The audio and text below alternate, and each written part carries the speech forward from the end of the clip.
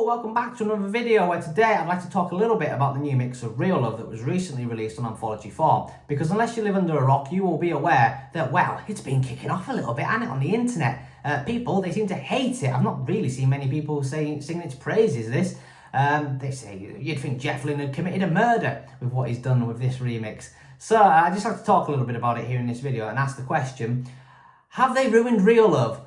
No, they haven't. So anyway, thank you very much for watching, and I will see you on... No, I better say a bit more than that, I suppose. So I've got some notes here with some of the criticisms I've seen online. We'll go through them. I should say my video before this was a review of Anthology 4, of all the new stuff on it. I did talk about Real Love on and Free as a Bird, the new mixes on that video.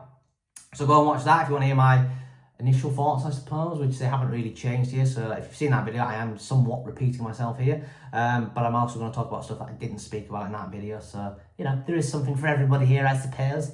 Anyway, let's get into what I've seen anyway, people twining about on the internet. Everyone likes to have a complaint these days, don't they? Especially us Beatles fans. We're not happy if we're not moaning. To be fair, there is some legitimate moans here. So the big one for a lot of people seems to be George's guitar. So it's a weird song, Real Love, because there's three versions of it. There's the original 96 mix, there's the 2015 mix, and now there's this 2025 mix. So the 2015 mix added extra George guitar parts, which was brilliant. I should say now that the 2015 mix for me is still the best version of Real Love. That is the gold standard. What they should have done is just clean up John's vocal on the 2015 mix and then left everything else as it was, because that was perfect. But what they've done here is all the extra guitar stuff on the 2015 mix has been removed, taking it back to the guitars of the 96 mix. But then they've also decided to remove George's guitar from the outro, and they've also for some reason shortened it. It's 20 seconds shorter, the song now. The outro is a bit shorter. And no one seems to know why they've done this. Why has George's guitar been removed? Because I've seen people saying it's because of Paul. He wants to have, he wants the focus to be on him. He doesn't want George to get the focus, which, that is bollocks. But especially when Jeff Lynne's done the remix, because he was closer to George than anybody. But the other big thing I've seen people saying online is this idea that apparently George has said to Olivia and Danny, not long after the 96 version came out, that he didn't like some of his guitar on it and he'd like to change it. And fair enough if he did say that. I'm not aware. I've never seen an interview or a record of him saying that. I'd never heard of this until I've seen some people saying it online the other day. But if that was the case, then why didn't they remove those parts on the 2015 mix? Why were they left in then? That doesn't make sense to me. They'd have done it then rather than now. I just think they've made a mistake like they did with Old Brown Shoe on the Blue album back in 2023 when they left guitar parts off it. Again, they wouldn't admit to it then. But I think they have done that here, which is a real shame because I don't want them to mess up Real Love because it's one of my favourite Beatles songs. Of the three reunion singles, Real Love is by far the best of the three. So if they have messed up here, I'd rather they held their hands up and came out and fixed it, to be honest. But yeah, George's guitar is the big thing a lot of people are kicking off about. But the other thing is John's vocals. Now, this is clearly, it's a different take to the original version. So there are 6 demos, I believe, of Real Love. There's 4 on the piano, and I think it's 2 on acoustic guitars. So demo 1 was the version that was always used. It's the most famous one. It's the one that the Beatles used back in the 90s. And for some reason, they've used a different one here, which I think, don't quote me on this, is demo 4. The main way you can tell is that opening line, all my little plans and schemes, lost like some forgotten dream, as it was originally. On the 2015 mix, it's been changed to all my little plans and schemes, gone like some forgotten dream. Again, they've not spoken about why they've changed it. This is going to be me speculating here why I think they've maybe done it.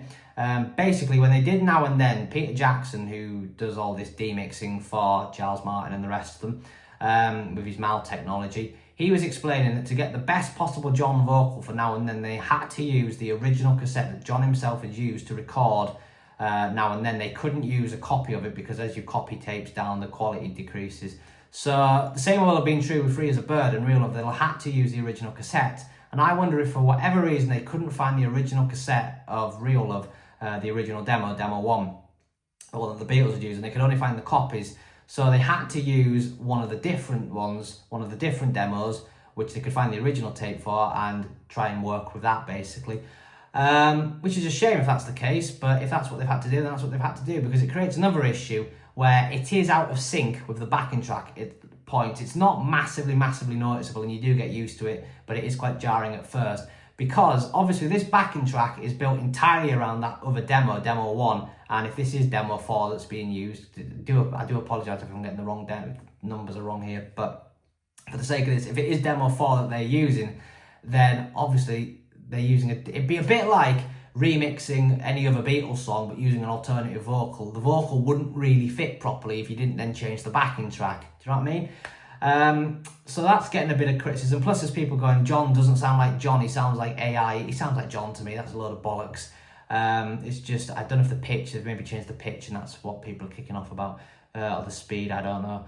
But the big thing for me, which I'm not seeing enough people talk about, but it is for me the big issue, it's the backing vocals. They're too quiet. To me, what's happened, I don't think Jeff Lynne should have done this remix for the record, and I'm saying this as someone who doesn't mind it, but I think Giles Martin should have done it. Because it feels to me like Jeff he's got himself a bit excited. He's got himself a bit giddy that he can now have a clear John vocal kind of thing, and he's just turned it all the way up, and he's forgotten it's a Beatles song, and he's kind of, in removing some of George's guitar stuff and not turning the backing vocals up, he's kind of turned this a bit into a John Lennon solo song, and the Beatle aspect of it is lost, because Paul and, if you want to turn John up, fair enough, but you need to turn Paul and George up as well so that their harmonies are in place, because that's one of the best things about Real Love. The harmonies is fantastic on this one. Plus, obviously, it doesn't matter how much you clean up John's voice, there's no escaping the fact that this is a demo, and the idea back in the 90s, the reason why Paul in particular did a lot of stuff imitating John's voice was because it had to hide the imperfections in John's demo vocal. And not adding it on here and turning it up means that John's weaker vocal in places is on full show. Yeah, again, it should be covered by the backing vocals. So, like I said in my Anthology 4 video, I hope that people would do remixes of this online, and they haven't hung about, they already have.